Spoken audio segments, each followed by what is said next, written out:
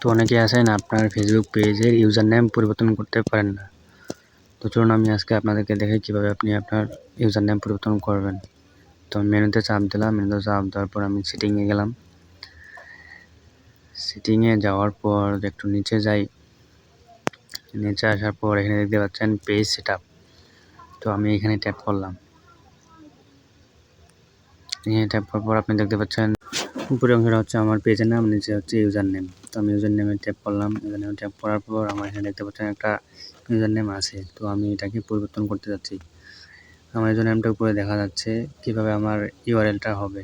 তো আমি যেটা আছে ওইটা আমি কেটে দিলাম। কেটে দেওয়ার পর আমি একটা নতুন করে ইউজার নেম দিচ্ছি।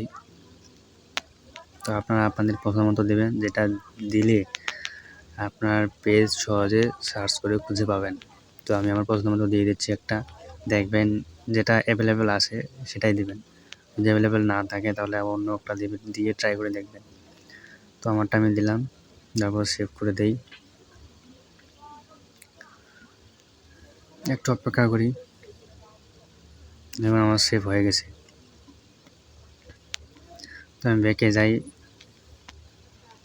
ব্যাকে যাওয়ার পর আমি আপনাদেরকে দেখাচ্ছি যে আমার ইউজার নেমটা ঠিকঠাকভাবে হয়েছে কি না। তো আগে ছিল স্বাধীন টাচ, তো এখন দেখি নতুন করে যেটা দিছি স্বাধীন ব্লগ, দেখি হচ্ছে কি না। আমি ব্যাক হলাম। ব্যাক হওয়ার পর আমি নতুন করে আমি আমার প্রোফাইলে যাচ্ছি। প্রোফাইলে যাওয়ার পর থ্রি ডট আইকনে চাপ দিচ্ছি। থ্রি ডট আইকনে চাপ দেওয়ার পর এখানে নিচে যাই, দেখি আমার ইউআরএলটা ঠিক আছে কিনা। এই যে নিচে দেখতে পাচ্ছেন স্বাধীন ব্লগ। তো দ্যাট www.facebook.com/স্বাধীন ব্লগ। তো আমার প্রোফাইলের অথবা পেজের ইউআরএল নামটি হয়ে গেছে। তো আপনারা চাইলে আপনাদের ইউআরএলটা ইউজার নেমটা এভাবে চেঞ্জ করতে পারেন।